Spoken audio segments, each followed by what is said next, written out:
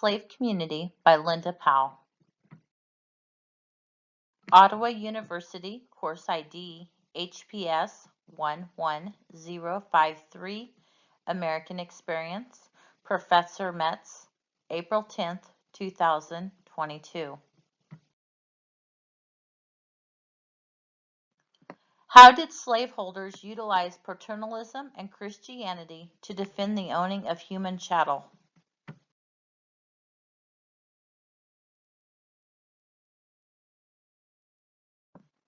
Paternalism is defined as the policy or practice on the part of people in positions of authority of restricting the freedom and responsibilities of those subordinate to them in the subordinate's supposed best interest.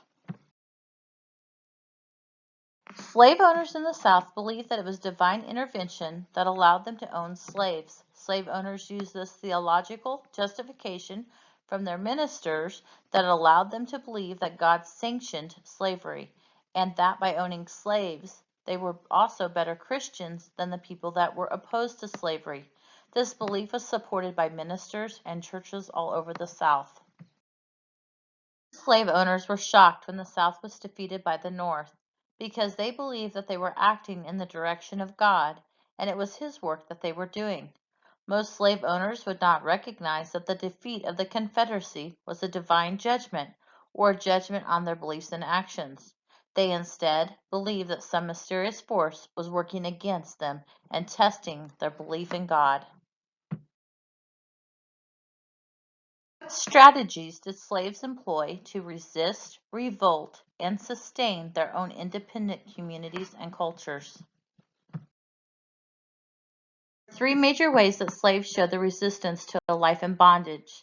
The enslaved Africans started showing resistance as early as the first arrivals to the United States and continued until slavery was abolished in 1865 by the 13th Amendment. Slavery was abolished, though, slaves had three options. 1. They could rebel against their enslavers. This would often result in a severe beating for the slaves by the overseer. 2. They could run away. This was dangerous and often led to them being beaten to death if they were caught. 3. They could perform small, daily acts of resistance, such as slowing down work. This would often result in them being beaten by the overseer.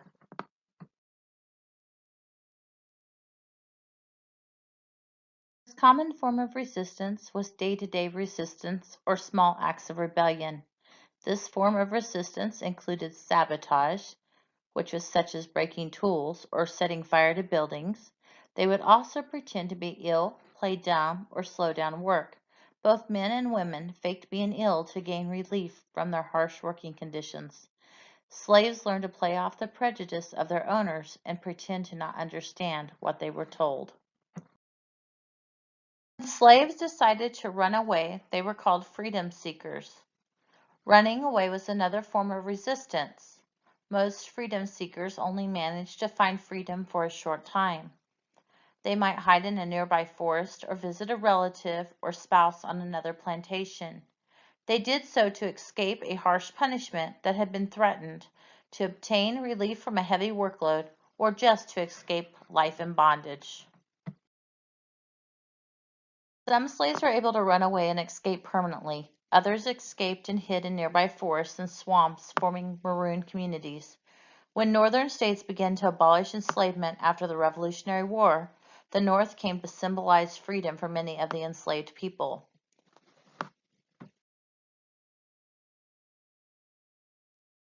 Freedom seekers were heading north. They would receive instructions from people that were left for them along the way. Sometimes the instructions were even spread musically, hidden in the words of spirituals. For instance, the spiritual, "Follow the Drinking Gourd," made the reference to the Big Dipper and the North Star, and was likely used to guide freedom seekers north to Canada. Seekers had to leave their family members behind and risk harsh punishment or even death if caught. Many only triumphed after multiple attempts. Most found it difficult, and they had to travel at night.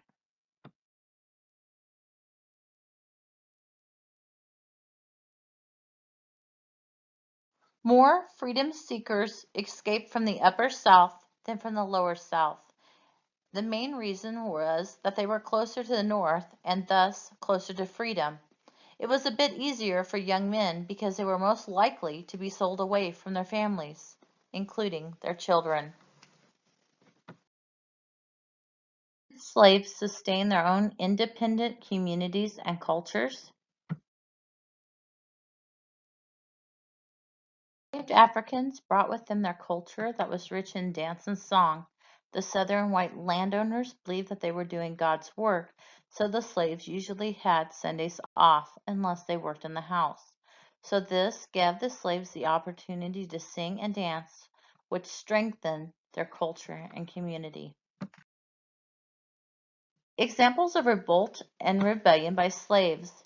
There were a handful of rebellions over the years, but only a couple of these rebellions would be successful. These successful rebellions were the Stono Rebellion of 1739 and Nat Turner's Rebellion in 1831. These two rebellions are the only ones that slaves achieved any type of success. Some other prominent rebellions that slaves participated in was the Gabriel Prosser's conspiracy of 1800 and Denmark Vesey's plot of 1822. These two were stopped by white Southerners before any attacks could take place.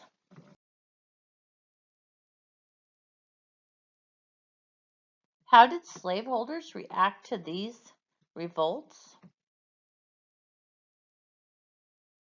The slave rebellions created fear in the white population. This led to slave owners being suspicious of their slaves. The slave owners would then torture their slaves until they confessed to being part of a rebellion. I would guess that quite a few confessions were not true, but just the slaves trying to survive their torture. This would then lead to more fear, and the cycle would continue.